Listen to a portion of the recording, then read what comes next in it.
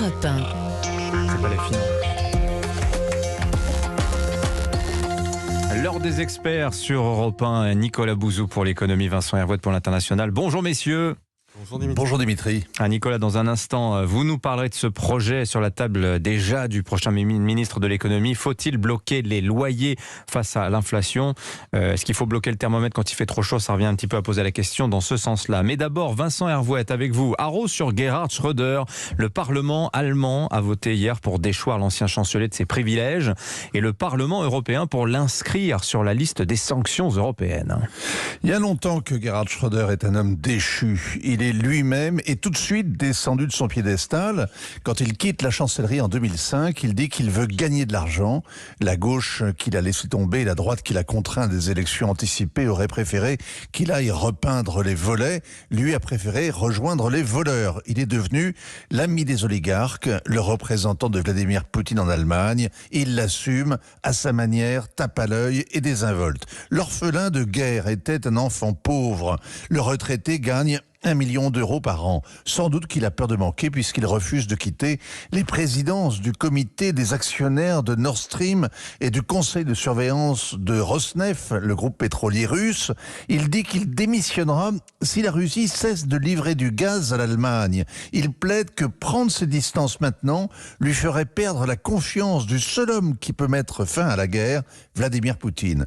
Comme ses tentatives de médiation n'ont mené nulle part, il ne convainc personne. Alors plus la guerre en Ukraine soulève d'émotions, Vincent, et bien plus Gerhard Schröder fait honte aux Allemands. Ah oui, parce que son parti conspire son expulsion, ses assistants ont démissionné en bloc le mois dernier, sa ville natale Hanovre, dont il est citoyen d'honneur, s'apprêtait à lui retirer ce titre. La dernière fois qu'elle l'a fait, c'était pour un autre chancelier, Hitler. Schröder a pris les devants. Le vote du Bundestag pour le priver des bureaux et du personnel alloués aux anciens chanceliers peut paraître mesquin. C'est comme les yachts confisqués aux milliardaires russes, une punition pour donner bonne conscience à ceux qui la prennent. Gerhard Schröder n'est pas seulement un mouton noir, il sert de bouc émissaire. Il incarne la politique pro-russe qu'a menée l'Allemagne depuis Willy Brandt dans les années 70. L'idée fausse que le commerce allait limer les dents de l'ours russe, qu'à force de lui vendre des Mercedes, il aurait trop à perdre à un conflit avec l'Europe. Le patronat applaudissait, les syndicats aussi. L'Allemagne est ainsi devenue de plus en plus dépendante de l'énergie bon marché et depuis 10 ans, cette dépendance est passée de 39 à 55%. Conclusion, si Gerhard est l'employé modèle du Kremlin, Angela Merkel en a été l'idiote utile. Ah oui, parce que depuis 3 mois, les Allemands reconsidèrent aussi le bilan de l'ex-chancelière. Angela Merkel a renoncé au nucléaire civil, ce qui a renforcé la dépendance au gaz russe. Elle a soutenu mordicus le gazoduc Nord Stream 2. Elle a refusé obstinément d'engager un effort de défense à la hauteur des responsabilités que l'Allemagne exerce en Europe. Elle a ouvert les bras aux migrants en 2015, qui a facilité le Brexit. Sa politique a toujours été conforme aux intérêts stratégiques du Kremlin. Cette fille d'Allemagne de l'Est aura été le meilleur agent d'influence du Kremlin.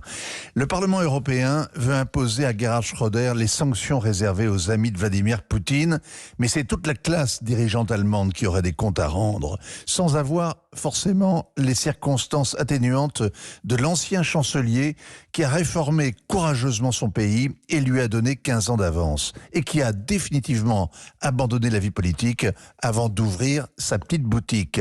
Ça ne lui évitera pas de se faire lyncher.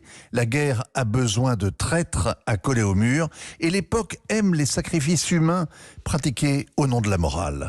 Signature Vincent Hervouette. Merci beaucoup Vincent.